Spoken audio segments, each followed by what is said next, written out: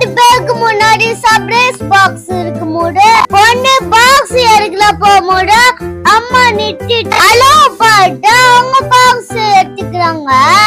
Yellow பாக்ஸ்க்குள்ள அட்டை கட்டி இருக்கு, ஆரஞ்சு பாக்ஸ்ல கலிண்டி இருக்கு.